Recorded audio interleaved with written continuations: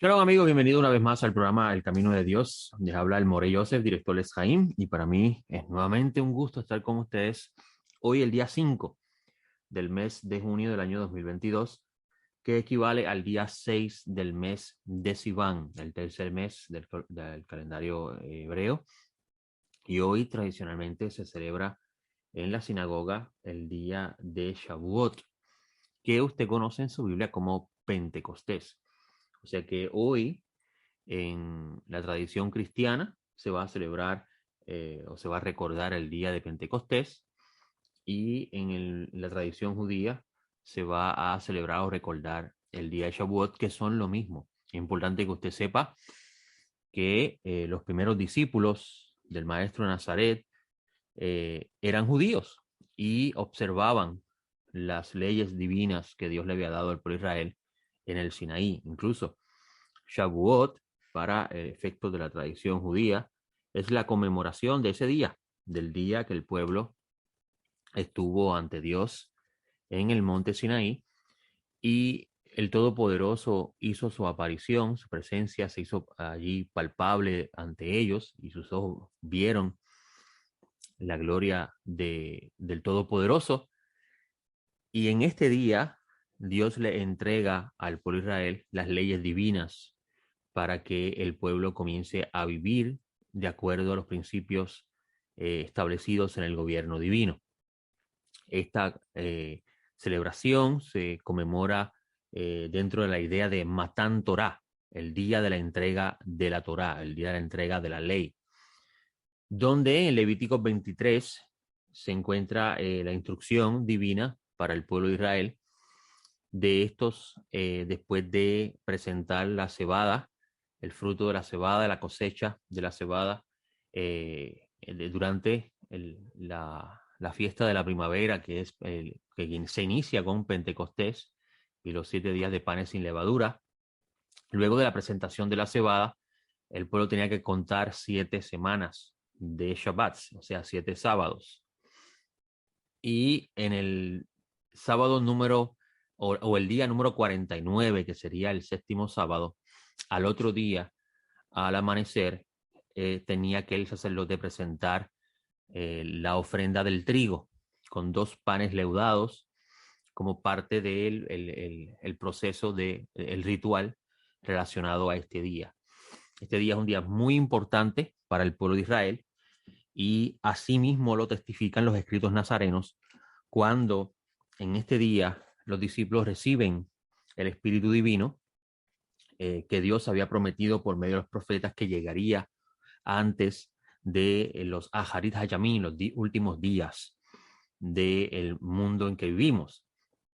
Y la razón por la cual recibirían este Espíritu, vamos a discutirlo ya pronto, se encuentran en la Sagrada Escritura, pero en este día, en los ritos nazarenos, encontramos cómo los discípulos reciben este día el Espíritu de Santidad, el Espíritu Santo o el Espíritu de Dios, y en ese mismo día estaban hombres de diversas partes de la tierra y de la tierra de Israel, o sea, en la Judea del Segundo Templo, estaban también presentes en el área del templo, cumpliendo con el precepto divino de presentarse ante Dios 3 veces al año. Y entre estas 3 presentaciones se encuentra el día de Pentecostés. O sea que el evento que encontramos en el libro de los Hechos con respecto a los discípulos no es un accidente histórico, sino que es algo perfectamente orquestado por el Todopoderoso. Por eso vamos a ver que en la carta de los Hebreos, cuando se habla del primer pacto y la entrega del primer pacto, donde eh, se mencionan las tablas de piedras, vamos a ver que se habla de las tablas del corazón como el lugar donde Dios pondría su ley para el pueblo de Israel. Y esto es un hecho muy importante tenerlo en cuenta y entenderlo como está escrito, porque así entonces vamos a darnos cuenta de que muchas de las cosas que se hablan con respecto a este día no son de origen bíblico, sino son interpretaciones de mucho tiempo después. Por ejemplo, se dice que tradicionalmente se dice que en este día nació la iglesia. No, eso no es un dato histórico evidenciado por los textos, sino que los textos nos muestran que este día los discípulos fueron empoderados por el Espíritu Divino para realizar la misión que se les había encomendado, que está relacionado, amigos, está relacionado al día en que el pueblo estuvo ante Dios en el Sinaí. Cuando Dios escogió a Israel y lo sacó de la tierra de Egipto, la Escritura nos dice que la intención de Dios es sacarlos de Egipto y llevarlos al Sinaí, fue adoptarlos como su pueblo y darles a ellos la encomienda de empezar el proceso de la reparación del daño causado por la caída del primer hombre. Este daño, la caída del primer hombre trajo consigo un daño muy grande a la humanidad, pues la humanidad se confundió con respecto a Dios y comenzó a llamar, como dice Pablo de Tarso, a las cosas creadas, todas las cosas creadas empezó a llamarlas Dios. Y mientras el mundo se sumergía en su ignorancia, en la idolatría, en la forma de inmoralidad que se estaba viviendo en ese entonces, que no son cosas extrañas al tiempo presente. Mientras el mundo se estaba sumergiendo en eso, por causa de la caída del primer hombre, la Escritura nos dice que Dios está preparando a un pueblo para convertirse en los ministros que habrían de traer al mundo esta reparación.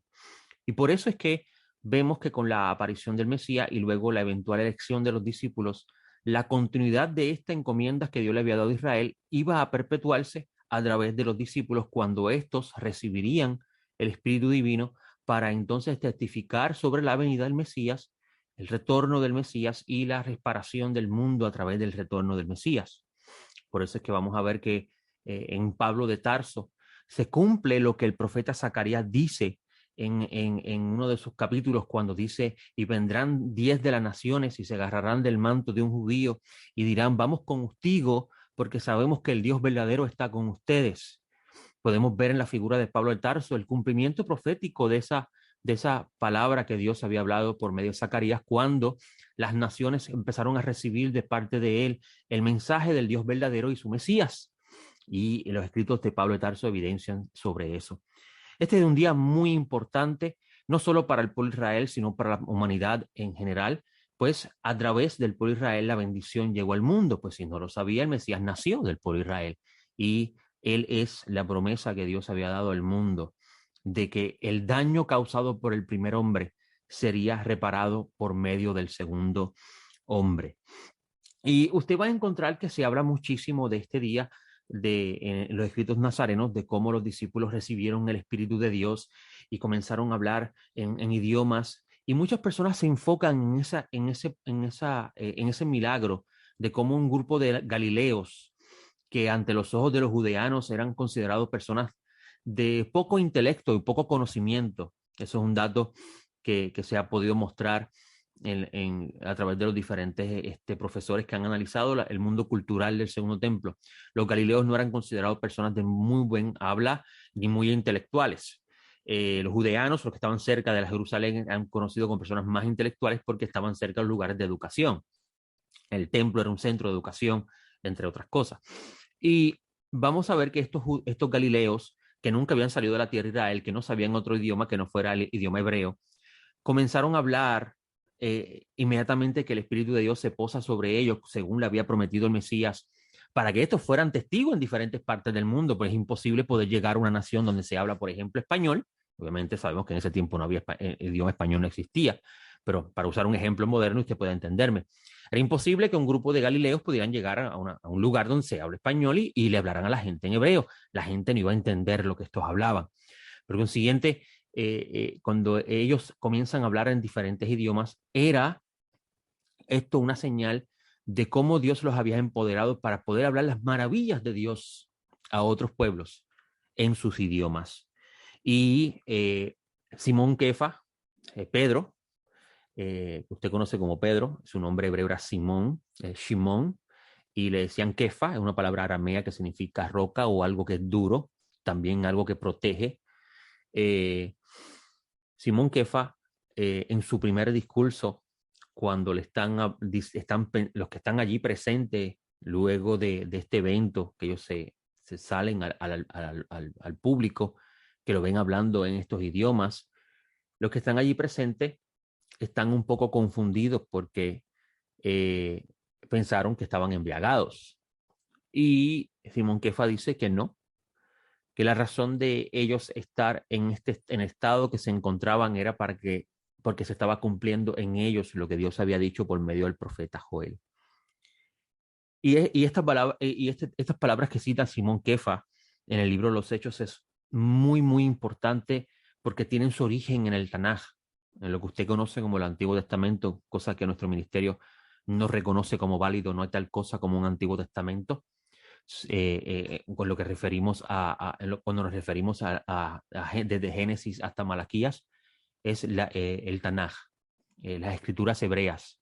Y tenemos las escrituras griegas, no que sean los originarios griegos, sino que se escribieron en griego. En las escrituras hebreas encontramos en Joel cómo Dios habla a través del profeta de cómo él haría algo grande en los últimos días, que tendría relación a lo que Moisés experimenta en el desierto con el pueblo de Israel. Moisés está cansado, dice la escritura, está cargado, muy cargado de la labor que Dios le había encomendado. Y el pueblo estaba constantemente preocupado por lo que iba a comer. Y Dios le dice a Moisés, y eso usted lo va a encontrar en los primeros capítulos de Números, Dios le dice a Moisés que llamara a unos hombres de los ancianos del pueblo para que él insufle sobre ellos el espíritu que hay en él. O sea, Moisés tenía sobre sí el espíritu de Dios. ¿Ok? Y vamos a ver en el libro de Números, y déjenme buscarlo rápidamente, a ver si logro ubicarlo, ¿verdad? Yo no me sé los capítulos, versículos de memoria, pero sé dónde está, que es lo importante, y era algo, históricamente hablando, era algo natural que sucediese. Vamos a ver que en el libro de Números, capítulo 11, Moisés reúne 70 varones, se encuentra en el versículo 24, esta lectura, de los ancianos del pueblo, y los hizo estar alrededor del tabernáculo. Y el Eterno descendió en la nube, dice el texto, y le habló, y luego tomó del espíritu que había sobre Moisés, y los puso sobre los 70 ancianos, y cuando el espíritu descansó sobre ellos, profetizaron, pero después no continuaron. Y ese dato es bien interesante. Profetizaron. ¿Qué significaba profetizar? La gente piensa hoy en día que profetizar significa adivinar el futuro. Voy a donde un profeta para que me diga qué hay mañana. No, eso lo hacían los pueblos paganos y eso está prohibido en la escritura. Consultar el futuro. El profeta era una persona que hablaba de parte de Dios y la mayoría de las veces que hablaba no le gustaba a la gente lo que decía. Algo bien contradictorio al día de hoy, donde la gente va buscando a los profetas para que le den buenas noticias. Cuánto dinero va a ganar, cuán exitoso va a ser la vida. Algo que la Biblia no trata sobre ese tema. Y vamos a ver que los profetas en la Biblia eran personas que no eran muy queridos por el pueblo porque cuando hablaban de parte del Eterno, lo que le decía al pueblo, la gente no le gustaba. Eran personas que tenían el deber de decir lo que Dios le dijese, sea bueno o malo ante el pueblo. Y vamos a ver que la escritura, en este texto de Números 11, nos dice que estas personas comenzaron a profetizar, que no es otra cosa que hablar las maravillas de Dios, como encontramos el testimonio del libro de los Hechos con respecto a esto, pero no volvieron a profetizar más. O sea, el Espíritu se posó sobre ellos, pero no permaneció sobre ellos. ¿Ok? Y Moisés había dicho, uno de los, el Espíritu se había posado sobre dos personas que no estaban en este grupo de los 70, o sea, interesante, habían 70 ancianos más dos adicionales llamados Eldad y Medad, que hacen 72, muy interesantemente. Eso hay una relación muy grande con el libro del capítulo 10 de Lucas. Y vamos a ver que inmediatamente que estos dos adicionales comienzan a profetizar, viene un joven y corre hasta Moisés. Algunos dicen que este fue Josué y Joshua, porque era un joven en ese entonces, y le dijo a Moisés que habían hombres que no pertenecían a este campamento de los citados y profetizaron. Y Moisés dice, quiera Dios que todo el pueblo fuera profeta y que Dios pusiese su espíritu sobre ellos. Se encuentra en el versículo 29. Ese fue el deseo de Moisés. Y en Joel vamos a encontrar que Dios atiende a la pasada petición de Moisés cuando dice que en los últimos días, y esta es una palabra en español muy, muy peligrosa, Aharit Hayamim es la palabra que se utiliza en hebreo, que se refiere a los días postreros. Es una forma de aludir a los días que dan inicio a los días del Mesías. ¿Ok? Los días que dan inicio a los días del Mesías. O sea, antes, cuando hablamos de los días del Mesías, estamos hablando de los días del reino de Dios, donde dicen los profetas que el mundo sufriría una gran reparación para su bien de parte de Dios y la humanidad sería reparada también y Dios pondría un descendiente de David a reinar en el mundo y ser el gran pastor de la humanidad para su bien. La maldad desaparecería y el mundo estaría en perfecta armonía como lo fue al principio, antes del pecado del primer humano. Y antes de esos días, hay unos días donde dice la Escritura que Dios levantaría una serie de hombres que estarían inspirados por su espíritu para comenzar a anunciar los días por venir. Por eso es que Yeshua, cuando le dice a sus discípulos, no se vayan de Jerusalén hasta que venga sobre ustedes el Espíritu, porque ustedes van a ser mis testigos ante todo el mundo. O sea, los discípulos iban a ir a diferentes lugares a anunciar que ese rey que habría de venir va a regresar, ya estuvo en medio nuestro y va a regresar, y que vendrá ese día que Dios prometió. Por eso Pablo Tarso, cuando habla de si confiesas con tu boca que Yeshua es el Señor, o sea, una forma de decir que Yeshua es el amo, y recuerden que, bueno, les recuerdo, les menciono, si usted no lo sabía, que todo ciudadano que vivía bajo el dominio del Imperio Romano tenía que proclamar que César era el Señor y que César era el que tenía poder para salvar, para dar y para quitar la vida. Es un pensamiento de ese periodo de tiempo muy importante a la hora de leer las cartas paulinas, porque Pablo de Tarso está hablando de una audiencia que conoce sobre ese pensamiento.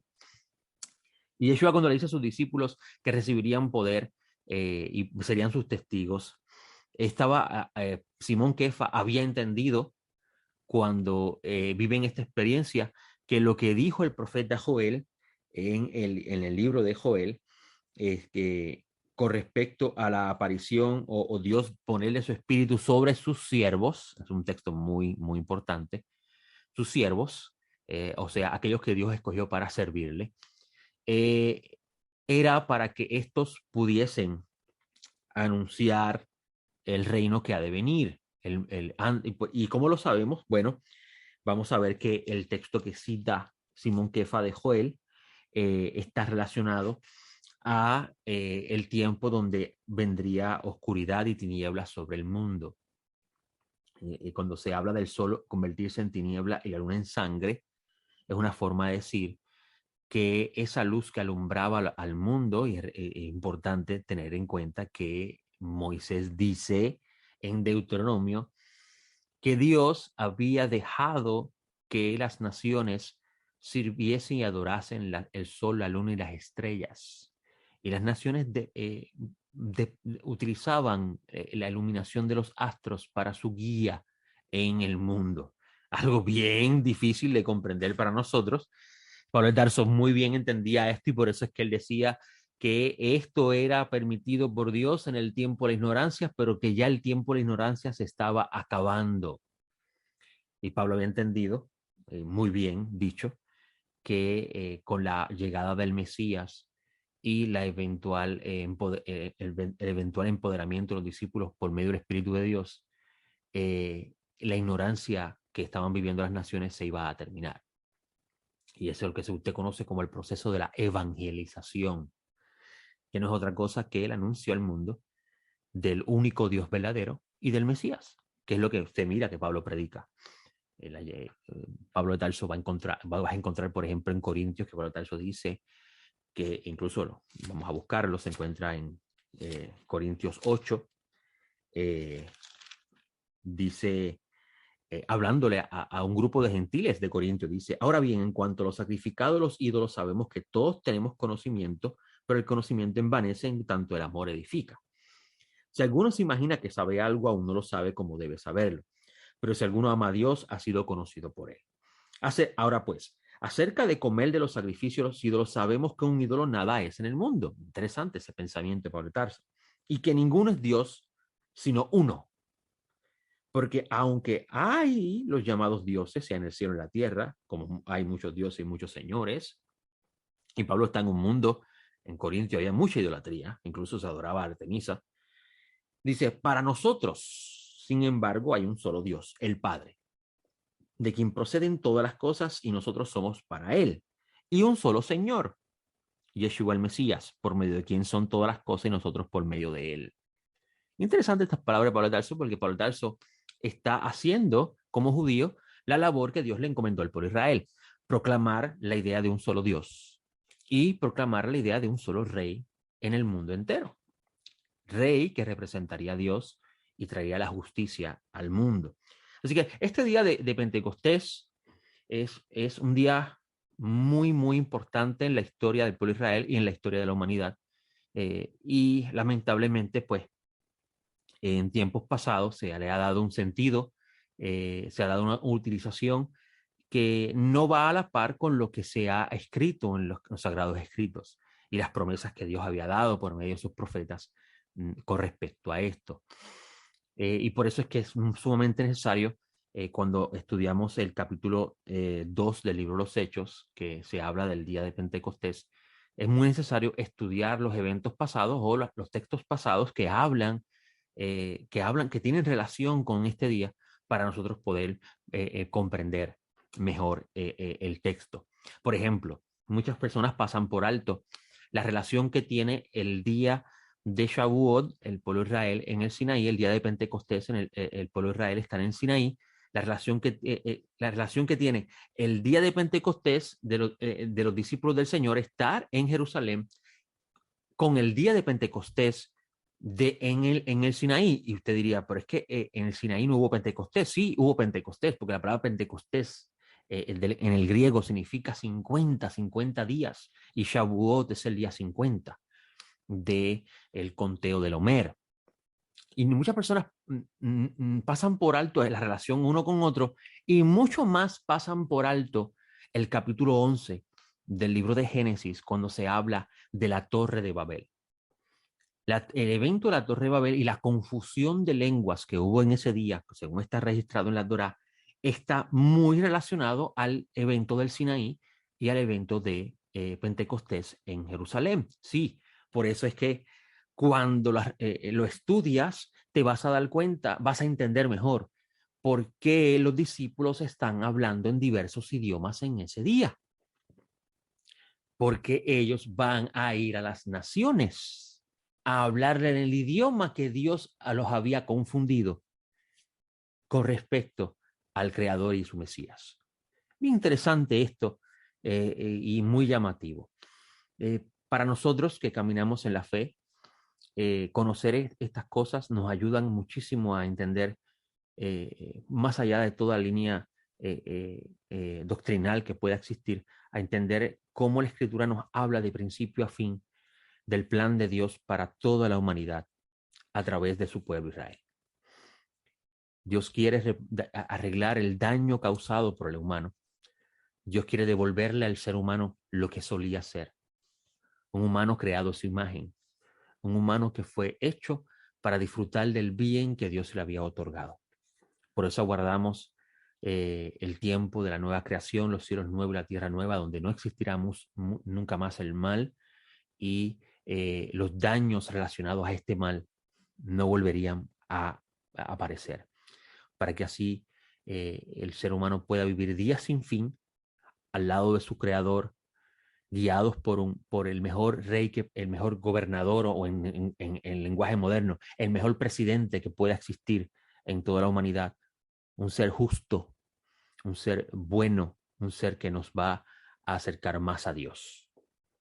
Y le damos gracias al Eterno por esa esperanza. Y como dice el gran rabino Moisés Maimónides, yo creo con perfecta fe en la venida del Mesías, y aunque Él tarde, lo esperaré. Todos nosotros tenemos que pensar igual, todos aquellos que esperamos el retorno del Mesías, tenemos que todos los días decir esas palabras. Yo creo con perfecta fe que el Mesías va a regresar. Y aunque él tarde, yo lo voy a esperar. Y tal vez muera, porque muchos murieron antes de mí. Han pasado ya 2000 años desde su aparición y el Maestro Nazareno ha regresado. Eso nos enseña grandemente cuánta misericordia tiene Dios de nosotros. Hace un tiempito atrás una persona me decía, pero ¿por qué el Mesías no ha regresado? Han pasado 2000 años ya de esto. Y yo le decía a la persona, estoy seguro que la edad que tú tienes en este momento, si el Mesías hubiese venido hace 1000 años atrás, tú no fueras contado entre esos que participarían de la bondad de Dios. Así que el retraso del Mesías es claramente la expresión misericordiosa del Creador en lo que respecta al deseo de Él de que todos los seres humanos participen de su bondad. Pues claro lo dice el texto. De tal manera Dios amó a su creación. Sí, la palabra hebrea, la palabra griega es cosmos. Habla de su creación. De tal manera Dios amó su creación que dio a su único unigénito, al Mesías, para que todo en el que en él ponga su esperanza, que es lo que significa creer, no se pierda, mas tenga vida eterna. ¿Y qué significa la vida eterna? Hayé Olam. Es interesante esa palabra Olam, amigo. La palabra Olam tiene diferentes significados. Significa eterno, pero no en el sentido de para siempre, o sea, siempre la palabra Olam va acompañada en los textos que hemos leído sobre ello, que los requerimientos para que algo sea perpetuo estén presentes. Y cuando lo conoces, te da una libertad muy grande de la mente, porque entonces puedes entender mejor la razón de la nueva creación. Tiene que haber una reparación absoluta de todo para que la vida sea permanente, sea para siempre. Por eso es que Dios hizo un gran bien a traer al mundo la muerte. ¿Por qué? Porque el daño que se había causado y se continúa causando es tan y tan grave que es imposible que la vida sea permanente en el estado que nos encontramos. Y por eso es cuando hablamos de la vida eterna y vemos esa palabra en hebreo, Hayé Olam, vamos a ver que la riqueza que hay en esa palabra y la promesa tan grande de parte de Dios. Porque dice Pablo Tarso en una de sus cartas, Dios estaba en el Mesías reconciliando al mundo consigo mismo y nos ha encomendado a nosotros el ministerio de la reconciliación. ¿Qué significa eso? Lo que el daño que el hombre ha causado desde el principio a esta creación que Dios le ha llamado bueno, que incluye al ser humano. El ser humano es parte de la creación, fue creado, dice la Escritura, en el sexto día. El daño que hemos causado ha sido tan grande que Dios mismo ha intervenido a través del Mesías para traer esa reconciliación y esa reparación. Por eso es que Pablo Tarso, cuando habla de la venida del Mesías y la resurrección de los muertos y todas estas ideas que son maravillosas, dice que cuando el Mesías complete la misión que Dios le ha encomendado, que es la de sujetar a todos los que se oponen a este plan divino por estrado de sus pies, o sea, la sumisión absoluta del ser humano a la voluntad de Dios, que no es lo que los humanos interpretan de la Escritura, sino el deseo de Dios a través del Espíritu. Vamos a ver que Pablo Tarso dice que el Mesías, luego que haga todo eso, le va a entregar el reino a Dios, a su Padre, para que entonces el Todopoderoso esté en todos y por todos. Y cuando usted lee el libro de Revelaciones va a encontrar esa promesa. Por eso es que le digo, amigos, este día de Pentecostés, cuando lo llevamos a la Escritura y vemos desde el principio a fin el desarrollo del plan del Eterno, verdaderamente entendemos mejor las palabras que el Eterno le dijo a Abraham. En ti serán benditas todas las naciones de la tierra. Dios sacó a este hombre, Abraham, de estas 70 naciones que habían sido confundidas por su error del pasado, y a través de Abraham dijo, a través de ti, Abraham, voy a traer la bendición al mundo. Y esa bendición vino, y a través de esa bendición hemos recibido todo lo que hemos puesto nuestra esperanza y hemos creído en él. Hemos recibido el Espíritu Divino para que prepararnos para ese gran día. Dios dio ese espíritu para que podamos andar en sus caminos, ser fiel a sus leyes y guardemos sus preceptos, para que nos mantengamos sin mancha del mundo y esperemos su reino. Hasta aquí mi intervención de hoy y le doy gracias al Dios de Abraham, Isaac y Jacob por este espacio, a la familia de PAB por la oportunidad que me ha dado por varios años. Llevo varios años en esta emisora y estoy muy agradecido de ese espacio. Y le pido al Eterno que le conceda a usted una excelente bendición de esta semana en paz y sobre todas las cosas en la búsqueda de su rostro. Le hablo More Joseph. Excelente semana. Shalom.